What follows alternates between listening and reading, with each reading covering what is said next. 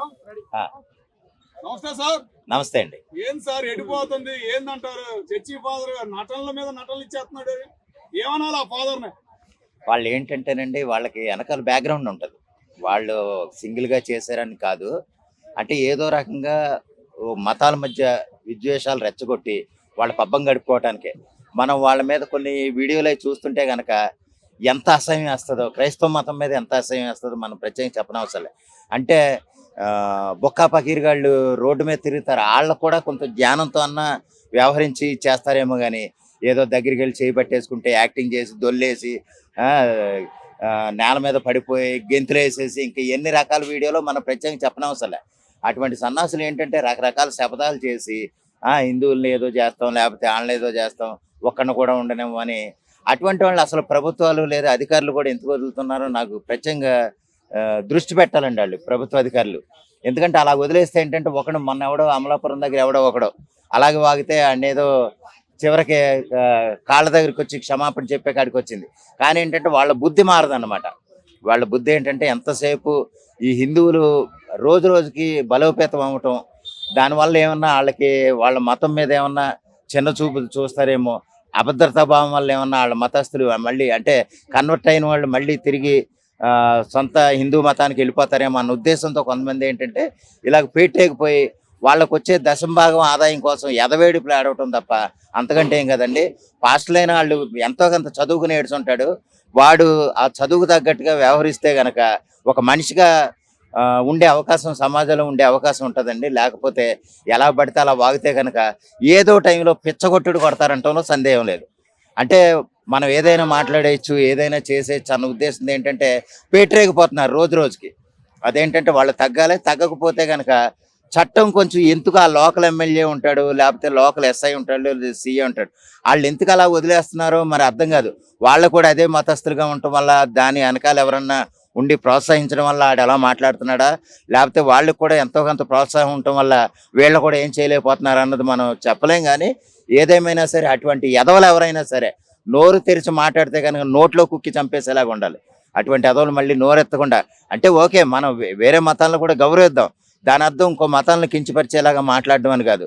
అటువంటి కించపరిచే ఎదవలు ముఖ్యంగా ఎందులో ఉన్నారంటే కేవలం క్రైస్తవ మతంలో ఉన్నారు. అటువంటి వాళ్ళు కొంచెం ఇదయ్యి మామూలు అంటే అన్ని మతాలు సమానమేరా, మన ఆదాయం కోసం మనం ఏడుద్దాం, మన చర్చి డెవలప్మెంట్ మనం చూసుకుందాం అంటే కనుక ఎవరికి ఇబ్బంది ఉండదండి. దానికోసం వాళ్ళ అభద్రతా భావంతో వేరే మతాల మీద మాటల దాడి లేకపోతే కొంతమందితో చేతల దాడి చేస్తే కనుక అది వాళ్ళకే ప్రమాదం అన్న సంగతి వాళ్ళు తెలుసుకోవాలి. అంటే హిందువులే నన్ను వెంటబడి కొట్టారు అట్లాంటి టాపిక్ బయట తీసుకురావడానికి ఏం చెప్తారు? హిందువులు ఎందుకు బలి చేయడం అక్కడ? ఎలాగంటున్నానంటే అండి, అది ఇప్పుడు నువ్వేం చేయకపోతే హిందువులేం కొట్టరండి. అంటే ఇద్దరు పనివాళ్ళని పెట్టుకొని మరి హిందువులను టార్గెట్ చేయడం ఏంటి అసలు? అదే అంటున్నానండి, వాళ్ళ అభద్రతాభావం, వాళ్ళ మతానికి ఉన్న అభద్రతాభావం. ఒకసారి నేను ఎలాగంటే నా ఎక్స్పీరియన్స్లో చర్చ్ ఎదురుగానే ఒకళ్ళు చనిపోయారు, ఆ బంధువుగా నేను వెళ్ళాను. అయితే ఏంటంటే పెద్ద సౌండ్ ఎట్టి పాటలు అన్నమాట. మేము మామూలుగా ఏమండి బాగాలేదు, ఇంట్లో ఒక ఆవిడ చనిపోయారు, మీరు కొంచెం సౌండ్ తగ్గించండి అని అన్నాం. వెళ్ళి తగ్గించారు, ఒక 5 నిమిషాలు తగ్గించి మళ్ళీ మామూలుగా పెట్టేశారు, కేవలం 5 నిమిషాలే. మళ్ళీ రెండోసారి వెళ్ళాం, సార్ అలాగేనండి అని అంటాం, మళ్ళీ తగ్గించడం, మళ్ళీ పెట్టేయడం ఒక 5 నిమిషాల తర్వాత. ఇలాగ ఏంటండి ఎన్నిసార్లు చెప్పాలి మీకు, కొంచెం ఇంట్లో చనిపోయి ఉన్నారు, మీరు పద్ధతిగా ఎదురుగానే కదా, మీరు కొంచెం ఆలోచించాలి కదా, జనాలు కూడా ఉన్నారు కదా, కొంచెం సౌండ్ తగ్గిస్తే బాగుంటుంది అని అంటే తర్వాత ఒక 4-5 వచ్చేసి ఇంతకే మేము అడిగింది ఎక్కడంటే ప్రహారీ గోడ యువతల, ప్రహారీ గోడకు లోపల మళ్ళీ చర్చి గుమ్మ ఉంది, చర్చి గుమ్మాలకు లోపల మళ్ళీ 30 మీటర్ల దూరంలో పాస్టర్ ఉన్నాడు. ఈ ప్రహారీ గోడ అవతలుండి మేము మాట్లాడితే మేము పాస్టర్ని కొట్టేయడానికి వచ్చేసామంట. ఇంకో 4-5 ఎదవలు, బోక ఎదవలు అనమాట. ఎంత అంటే వాళ్ళు వచ్చి నువ్వు ఎక్కడి నుంచి వచ్చావో తెలుసా, మర్యాదగా మాట్లాడు, లేకపోతే ఎక్కడి నుంచి నీ శవం కూడా ఉండదని మమ్మల్ని బెదిరించడం అనమాట. అంటే ఆ ఎదవలు ఎంత అభద్రతా భావం ఉన్నారో ఈ ఒక్క ఉదాహరణ చాలు.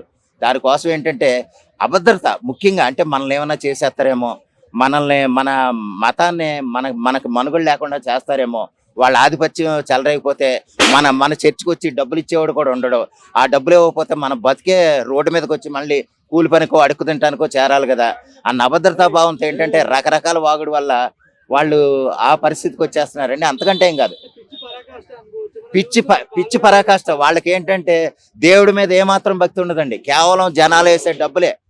ఒక మనకి కల్వరి సతీష్ ఉన్నాడు, అతను కనీసం లేదంటే ఆ ఒక్క ఆదివారమే 5 లక్షలు దాటి వస్తుంది కేవలం హుండీ అమౌంట్. మిగిలిన ఆన్లైన్ పేమెంట్లు ఎంత వస్తుందో చూడండి. ఆడిని మించిన గజ దొంగ ఇంకెవడున్నాడు? రకరకాలుగా అలా చాలా జాన్ వెస్లీ ఇలా చాలా మంది ఉన్నారు. వీళ్ళు ఏంటంటే మన చేతకంతనం కూడా ఇక్కడ ఉంది. హిందూ మతం యొక్క చేతకంతనం ఏంటంటే, ఇప్పుడు దేవాలయాల్లో దేవాదాయ శాఖ ఎట్టి మనకి దర్శనం చేసుకోవాలన్నా టికెట్ పెట్టడం 300, అది 500, వ్రతం చేసుకోవాలన్నా సరే 700, 3000 ఇలా రకరకాల టికెట్లు పెడుతున్నారు. అదే వచ్చిన ఆదాయం, గుళ్ళో వచ్చిన ఆదాయం, హుండీలో వచ్చిన ఆదాయం కూడా ప్రభుత్వం తీసుకుంటుంది. ఇది మళ్ళీ రకరకాల ఎదవలకు అందరికీ పంచుతారు. కానీ అదే చర్చిల్లో ఇప్పుడు జాన్ వెస్లీ కల్వరి చర్చ్, లేకపోతే కొన్ని జాన్ వెస్లీ వీళ్ళు ఉన్నారు కదా, వాళ్ళ చర్చిల్లో వచ్చే ఆదాయాన్ని కూడా ప్రభుత్వం తీసుకుని అలా నలుగురికి పంచితే బాగుంటుంది అనేది నా ఉద్దేశం. మరి ఈ చేతగాని పాలకులు ఎప్పుడు మరి అందరికీ సమన్యాయం అయ్యే విధంగా చేస్తారో మనం తెలుసుకోవాలి. దానికోసం వేచి చూడాలి.